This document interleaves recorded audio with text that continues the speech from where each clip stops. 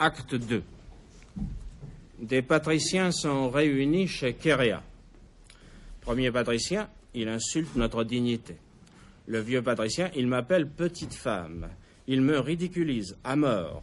Premier patricien, il nous fait courir tous les soirs autour de sa litière quand il va se promener dans la campagne. Un autre. Et il nous dit que la course est bonne pour la santé. Le vieux patricien, il n'y a pas d'excuse à cela. Un autre. Non, on ne peut pardonner cela. Premier patricien. Patricius, il a confisqué tes biens. Scipion, il a tué ton père. Octavius, il a enlevé ta femme et l'a fait travailler maintenant dans sa maison publique. Lépidus, il a tué ton fils. Allez-vous supporter cela? Pour moi, mon choix est fait. Entre le risque à courir et cette vie insupportable dans la peur et l'impuissance, je ne peux pas hésiter. Scipion, en tuant mon père, il a choisi pour moi. Premier patricien, hésiterez-vous encore? Un chevalier, nous sommes avec toi. Il a donné au peuple nos places de cirque et nous a poussés à nous battre avec la plèbe pour mieux nous punir ensuite. Des voix, c'est un lâche, c'est un cynique, un comédien. Le vieux patricien, c'est un impuissant. Tumulte désordonné, des armes sont brandies, un flambeau tombe, une table est renversée. Tout le monde se précipite vers la sortie, mais entre Kéréa impassible qui arrête cet élan. Où courez-vous ainsi? Un patricien, au palais. Kéréa, j'ai bien compris, mais croyez-vous qu'on vous laissera entrer? Le patricien, il ne s'agit pas de demander la permission. Kéréa, Lépidus, veux-tu fermer cette porte? On ferme la porte. Kéréa marche vers la table renversée, s'assoit sur un de ses coins, tandis que tous se retournent vers lui. Kéréa, ce n'est pas aussi facile que vous le croyez, mes amis. La peur que vous éprouvez en ce moment ne peut pas vous tenir lieu de courage et de sang-froid. Tout cela est prématuré. Un chevalier, si tu n'es pas avec nous, va-t'en, mais tiens ta langue. Kéréa, je crois pourtant que je suis avec vous, mais ce n'est pas pour les mêmes raisons. Une voix, assez de bavardage. Kéréa, oui, assez de bavardage. Je veux que les choses soient claires. Car si je suis avec vous, je ne suis pas pour vous. C'est pourquoi votre méthode ne me paraît pas bonne. Vous n'avez pas reconnu votre véritable ennemi, car vous lui prêtez de petits motifs. Il n'en a que de grands, et vous courez à votre perte. Sachez d'abord le voir comme il est, vous pourrez mieux le combattre. Une voix, nous le voyons comme il est, le plus insensé des tyrans. Kéréa, non. Les empereurs fous, nous connaissons cela. Mais celui-ci n'est pas assez fou. Et ce que je déteste en lui, c'est qu'il sait ce qu'il veut. Premier patricien, il veut notre mort à tous. Kéréa, non, car cela est secondaire. Mais il met son pouvoir au service d'une passion plus haute et plus mortelle. Il nous menace dans ce que nous avons de plus profond. Et sans doute, ce n'est pas la première fois que chez nous, un homme dispose d'un pouvoir sans limite. Mais c'est la première fois qu'il s'en sert sans limite, jusqu'à nier l'homme et le monde. Voilà ce qui m'effraie en lui et que je veux combattre. Perdre la vie est peu de chose, et j'aurai ce courage quand il le faudra. Mais voir se dissiper le sens de cette vie, disparaître notre raison d'exister, voilà qui est insupportable. On ne peut vivre sans raison. Le premier patricien, la vengeance est une raison. Kéréa, oui, et je vais la partager avec vous. Mais comprenez que ce n'est pas pour prendre le parti de vos petites humiliations. C'est pour lutter contre une grande idée dont la victoire signifierait la fin du monde. Je puis admettre que vous soyez tournés en dérision. Mais je ne puis accepter que Caligula fasse ce qu'il rêve de faire et tout ce qu'il rêve de faire. Il transforme sa philosophie en cadavre et pour notre malheur, c'est une philosophie sans objection. Il faut bien frapper quand on ne peut réfuter. Une voix alors, il faut agir. Kéréa, il faut agir. Mais vous ne détruirez pas cette puissance injuste en l'abordant de front, alors qu'elle est en pleine vigueur. On peut combattre la tyrannie, mais il faut ruser avec la méchanceté désintéressée. Il faut la pousser dans son sens, attendre que cette logique soit devenue démence. Mais encore une fois, et je n'ai parlé ici que par honnêteté, comprenez que je ne suis avec vous que pour un temps. Je ne servirai ensuite aucun de vos intérêts, désireux seulement de retrouver la paix dans un monde à nouveau cohérent. Ce n'est pas l'ambition qui me fait agir, mais une peur raisonnable, la peur de ce lyrisme inhumain auprès de quoi ma vie n'est rien. Premier patricien, je crois que j'ai compris, ou à peu près. Mais l'essentiel est que tu juges comme nous que les bases de notre société sont ébranlées. Pour nous, n'est-ce pas, vous autres, la question est avant tout morale. La famille tremble, le respect du travail se perd, la patrie tout entière est livrée au blasphème, la vertu nous appelle donc à son secours. Allons-nous refuser de l'entendre? Conjurez, accepterez-vous enfin que les patriciens soient contraints chaque soir de courir autour de la litière de César? Le vieux patricien, permettrez-vous qu'on les appelle ma chérie? Une voix, qu'on leur enlève leur femme, une autre et leur argent? Ah non! Premier patricien, Kéréa, tu as bien parlé. Tu as bien fait aussi de nous calmer. Il est trop tôt pour agir. Le peuple aujourd'hui encore serait contre nous. Veux-tu guetter avec nous le moment de conclure? Kéréa, oui. Laissons continuer Caligula. Poussons-le dans cette voie, au contraire. Organisons sa folie. Un jour viendra où il sera seul devant un empire plein de morts et de parents de morts. Clameur générale, mais trompettes au dehors. Silence, puis, de bouche en bouche, un nom, Caligula. Entre Caligula et Caesonia, suivi d'Hélicon et de soldats. Caligula s'arrête et regarde les conjurés. Il va de l'un à l'autre en silence, arrange une boucle à l'un, recule pour contempler un second, les regarde encore, passe la main sur ses yeux et sort sans dire un mot. Caesonia montrant le désordre. Vous vous battiez? Kéréa, nous nous battions. Caesonia, et pourquoi vous battiez-vous? Kéréa, nous nous battions pour rien. Caesonia, alors ce n'est pas vrai. Kéréa, qu'est-ce qui n'est pas vrai? Caesonia, vous ne vous battiez pas. Kéréa, alors nous ne nous battions pas. Caesonia, peut-être vaudrait-il mieux mettre la pièce en ordre. Caligula a horreur du désordre. Hélicon, au vieux patricien. Vous finirez par le faire sortir de son caractère, cet homme, le vieux patricien. Mais enfin, que lui avons-nous fait? Hélicon, mais rien, justement. Mais c'est inouï d'être insignifiant à ce point. Cela finit par devenir insupportable. Mettez-vous à la place de Caligula. Naturellement, vous complotiez bien un peu, n'est-ce pas? Le vieux patricien, mais c'est faux. Que croit-il donc? Hélicon, il ne le croit pas, il le sait. Mais je suppose qu'au fond, il le désire un peu. Allons, aidons à réparer le désordre. On s'affaire, Caligula entre et observe. Caligula au vieux patricien. Bonjour, ma chérie. Messieurs, une exécution m'attend, mais j'ai décidé de me restaurer auparavant chez toi, Kéréa. Je viens de donner des ordres pour qu'on nous apporte des vivres. Monsieur, je me suis permis d'inviter ta femme. Rufus a de la chance que je sois si prompt à avoir faim. Rufus, c'est le chevalier qui doit mourir. Vous ne me demandez pas pourquoi il doit mourir? Silence général. Pendant ce temps, des esclaves ont servi la table et apporté des vivres. Caligula, eh bien, je vois que vous devenez intelligent. Il grignote une olive. Vous avez fini par comprendre qu'il n'est pas nécessaire d'avoir fait quelque chose pour mourir. Soldat, je suis content de vous. Entre la femme de Mucius. Caligula, voyons, plaçons-nous au hasard, pas de protocole. Tout le monde s'est assis. Caligula, tout de même. Ce Rufus a de la chance. Et je suis sûr qu'il n'apprécie pas ce petit répit. Pourtant, quelques heures gagnées sur la mort, c'est inestimable. Il mange, les autres aussi. Il devient évident que Caligula se tient mal à table. Rien ne le force à jeter ses noyaux d'olive dans l'assiette de ses voisins immédiats, à cracher ses déchets de viande sur le plat, comme à se curer les dents avec les ongles et à se gratter la tête frénétiquement. C'est pourtant autant d'exploits que pendant le repas il exécute avec simplicité. Mais il s'arrête brusquement de manger et fixe l'un des convives, Lépidus, avec insistance. « Tu as l'air de mauvaise humeur, serait-ce parce que j'ai fait mourir ton fils ?» Lépidus, « Mais non, Caius, au contraire. » Caligula épanoui, « Au contraire. Ah, que j'aime que le visage démente les soucis du cœur. Ton visage est triste, mais ton cœur, au contraire, n'est-ce pas, Lépidus ?» Lépidus résolument, au contraire, César. Caligula de plus en plus heureux. Eh bien, Lépidus, personne ne m'est plus cher que toi. Rions ensemble, veux-tu, et dis-moi quelque bonne histoire. Lépidus qui a présumé de ses forces. Caius. Caligula, bon, je raconterai alors. Mais tu riras, n'est-ce pas, Lépidus? Ne serait-ce que pour ton second fils. D'ailleurs, tu n'es pas de mauvaise humeur. Allons, Lépidus? Lépidus, au contraire, Caius. À la bonne heure. Écoute maintenant. Il était une fois un pauvre empereur que personne n'aimait.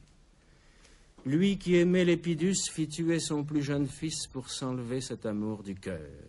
Naturellement, ça n'est pas vrai. Drôle, n'est-ce pas? Tu ne ris pas? Personne ne rit, écoutez alors. Je veux que tout le monde rie. Toi, Lépidus, et tous les autres, levez-vous, riez. Je veux, vous entendez, je veux vous voir rire. Les convives se lèvent et rient comme ils peuvent.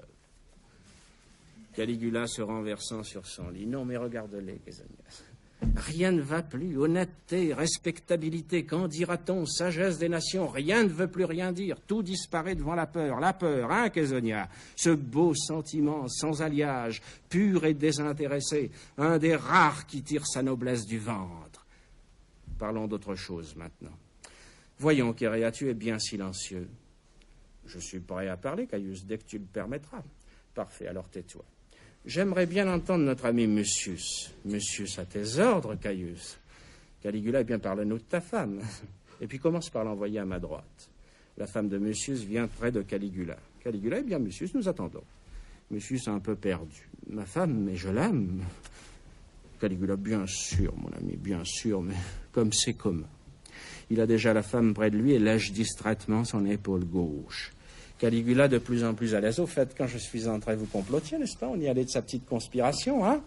Le vieux patricien Caius, comment peux-tu? Caligula, aucune importance, ma jolie, aucune importance. Il faut bien que vieillesse se passe. Aucune importance, vraiment. D'ailleurs, vous êtes incapable d'un acte courageux. Il me vient seulement à l'esprit que j'ai quelques questions d'État à régler. Mais auparavant, sachons faire leur part aux désirs impérieux que nous crée la nature. Il se lève et entraîne la femme de Mucius dans une pièce voisine. Mucius fait mine de se lever. Kézonia ou Mucius, je reprendrai bien de cet excellent vin. Mucius, dompté, la serre en silence. Moment de gêne, les sièges craquent, le dialogue qui suit est un peu compassé. Kézonia, eh bien, Kéréa, si tu me disais maintenant pourquoi vous vous battiez tout à l'heure. Kéréa, tout est venu, cher Kézonia, de ce que nous discutions sur le point de savoir si la poésie doit être meurtrière ou non. Kézonia, c'est fort intéressant. Cependant, cela dépasse mon entendement de femme. Mais j'admire que votre passion pour l'art vous conduise à échanger des coups. Kéréa, certes, mais Caligula me disait l'autre jour qu'il n'est pas de passion profonde sans quelque cruauté. Kézonia, il y a du vrai dans cette opinion, n'est-ce pas, vous autres? Le vieux patricien, Caligula est un fin psychologue. Premier patricien, il nous a parlé avec éloquence du courage. Deuxième patricien, il devrait résumer toutes ses idées. Cela serait inestimable. Kéréa, sans compter que cela l'occuperait, car il est visible qu'il a besoin de distraction. Kézonia, toujours mangeant, mais vous serez ravis de savoir qu'il y a pensé et qu'il écrit en ce moment un grand traité entre Caligula et la femme de Mucius. Mucius, je te rends ta femme, mais pardonnez-moi quelques instructions à donner, il sort rapidement. Mucius pâle s'est levé. Kézonia à Mucius restait debout. Ce grand traité égalera les plus célèbres Mucius, nous n'en doutons pas. Mucius regardant toujours la porte par laquelle Caligula a disparu. Et de quoi parle-t-il, Kézonia? Kézonia, cela me dépasse. Kéréa, il faut donc conclure que cela traite du pouvoir meurtrier de la poésie. Kézonia, tout juste, je crois, le vieux patricien. Eh bien, cela l'occupera, comme disait Kéréa. Kézonia, oui, ma jolie, mais ce qui vous gênera sans doute un peu, c'est le titre de cet ouvrage. Kéréa, quel est-il? Kézonia, le glaive. Entre rapidement Caligula. Pardonnez-moi, mais les affaires de l'État sont pressantes. Intendant, tu feras fermer les greniers publics, je viens de signer le décret, tu le trouveras dans la chambre. L'intendant, mais demain, il y aura famine. L'intendant, mais le peuple va gronder. Caligula, je dis qu'il y aura famine demain. Tout le monde connaît la famine, c'est un fléau. Eh bien, demain, il y aura fléau. Et j'arrêterai le fléau quand il me plaira. Après tout, je n'ai pas tellement de façon de prouver que je suis libre. On est toujours libre aux dépens de quelqu'un. C'est ennuyeux, mais c'est normal. Avec un coup d'œil vers Mucius, appliquez cette pensée à la jalousie et vous verrez. Tout de même, comme c'est laid d'être jaloux. Souffrir par vanité et par imagination. Voir sa femme. Mucius serre les poings et va parler. Caligula, mangeons, messieurs. Savez-vous que nous travaillons ferme avec Hélicon? Nous mettons au point un petit traité de l'exécution dont vous nous donnerez des nouvelles. Hélicon a supposé qu'on vous demande votre avis. Caligula, soyons généreux, Hélicon. Allons, découvrons-leur nos petits secrets. Allez, section 3, paragraphe 1er. Hélicon se lève. L'exécution soulage et délivre, elle est universelle, fortifiante et juste dans ses applications comme dans ses intentions. On meurt parce qu'on est coupable parce qu'on est sujet de Caligula. Or, tout le monde est sujet de Caligula, donc tout le monde est coupable. D'où il ressort que tout le monde meurt, c'est une question de temps et de patience. Caligula, mais qu'en pensez-vous? La patience, hein, voilà une trouvaille. Voulez-vous que je vous dise? C'est ce que j'admire le plus en vous. Maintenant, messieurs, vous pouvez disposer, Kéréa n'a plus besoin de vous. Cependant que Kézonia reste, et puis Lépidus, mais Réa aussi. Je voudrais discuter avec vous de l'organisation de ma maison publique. Elle me donne de gros soucis. Les autres sortent lentement. Caligula suit Mucius des yeux. Cherea à tes ordres. Caius, qu'est-ce qui ne va pas? Le personnel est-il mauvais? Caligula, non, mais enfin, les recettes ne sont pas bonnes. Mireia, il faut augmenter les tarifs. Caligula, Mireia, tu viens de perdre une occasion de te taire. Étant donné ton âge, ces questions ne t'intéressent pas, je ne te demande pas ton avis. Mireia, mais alors pourquoi m'as-tu fait rester? Caligula, parce que tout à l'heure, j'aurais besoin d'un avis sans passion. Cherea, si je puis, Caius, en parler avec passion, je dirais qu'il ne faut pas toucher aux tarifs. Caligula, mais naturellement, voyons, mais il faut nous rattraper sur le chiffre d'affaires. Et j'ai déjà expliqué mon plan à Caesonia qui va vous l'exposer. Moi, j'ai trop bu de vin et je commence à avoir sommeil. Il s'étend et ferme les yeux. Caesonia, c'est fort simple. Caligula crée une nouvelle décoration. Cherea, mais je ne vois pas le rapport. Caesonia, il y est pourtant. Cette distinction constituera l'ordre du héros civique. Elle récompensera ceux des citoyens qui auront le plus fréquenté la maison publique de Caligula. Cherea, c'est lumineux. Caesonia, je le crois. J'oubliais de dire que la récompense est décernée chaque mois après vérification des bons d'entrée. Le citoyen qui n'a pas obtenu de décoration au bout de 12 mois est exilé ou exécuté. L'Épidus, mais pourquoi ou exécuté? Caesonia, mais parce que Caligula dit que cela n'a aucune importance. L'essentiel est qu'il puisse choisir. Cherea, bravo, le trésor public est aujourd'hui renfloué. Caligula ouvre les yeux admis, regarde le vieux Mireia qui, à l'écart, sort un petit flacon et en boit une gorgée. Caligula toujours couché. Que bois-tu, Mireia? Mireia, mais c'est pour mon asthme, Caius. Caligula allant vers lui en écartant les autres et lui flairant la bouche. Non, c'est un contrepoison. Mireia, mais non, Caius, tu veux rire, j'étouffe dans la nuit et je me soigne depuis fort longtemps déjà. Caligula, ainsi tu as peur d'être empoisonné. Mireia, mon asthme. Caligula, non, appelons les choses par leur nom. Tu crains que je ne t'empoisonne, tu me soupçonnes, tu m'épies. Mireia, mais non, par tous les dieux. Caligula, tu me suspectes en quelque sorte, tu te défies de moi. Mireia, Caius. Caligula, réponds-moi. Si tu prends un contrepoison, tu me prêtes par conséquent l'intention de t'empoisonner. Mireia, oui. Enfin, je veux dire non. Caligula, dès l'instant où tu crois que j'ai pris la décision de t'empoisonner, tu fais ce qu'il faut pour t'opposer à cette volonté. Silence. Dès le début de la scène, Caesonia et Cherea ont gagné le fond. Seul l'Épidus suit le dialogue d'un air angoissé. Caligula, cela fait 2 crimes. Et une alternative dont tu ne sortiras pas. Ou bien je ne voulais pas te faire mourir et tu me suspectes injustement, moi, ton empereur. Ou bien je le voulais et toi, insecte, tu t'opposes à mes projets. Hein, Mireia, que dis-tu de cette logique? Mireia, elle est rigoureuse, Caius, mais elle ne s'applique pas au cas. Caligula, et 3e crime, tu me prends pour un imbécile. Assieds-toi et écoute-moi bien. Asseyez-vous tous. À Mireia. De ces 3 crimes, un seul est honorable pour toi, le second. Parce que dès l'instant où tu me prêtes une décision et la contrecarres, cela implique une révolte chez toi. Tu es un meneur d'hommes, un révolutionnaire, cela est bien. Je t'aime beaucoup, Mireia. C'est pourquoi tu seras condamné pour ton second crime et non pour les autres. Tu vas mourir virilement pour t'être révolté. Pendant tout ce discours, Mireia se rapetisse peu à peu sur son siège. Caligula, ne me remercie pas, c'est tout naturel. Tiens, il lui tente une fiole. Bois ce poison. Mireia, secouée de sanglots, refuse de la tête. Caligula, s'impatientant. Allons, allons. Mireia tente alors de s'enfuir, mais Caligula, d'un bond sauvage, l'atteint au milieu de la scène, le jette sur un siège bas, et après une lutte de quelques instants, lui enfonce la fiole entre les dents et la brise à coups de poing. Après quelques soubresauts, le visage plein d'eau et de sang, Mireia meurt. Caligula se relève et s'essuie machinalement les mains. Caligula à Caesonia lui donnant un fragment de la fiole de Mireia. Qu'est-ce que c'est? Un contrepoison? Caesonia, non, Caligula. C'est un remède contre l'asthme. Caligula regardant Mireia. Cela ne fait rien. Cela revient au même.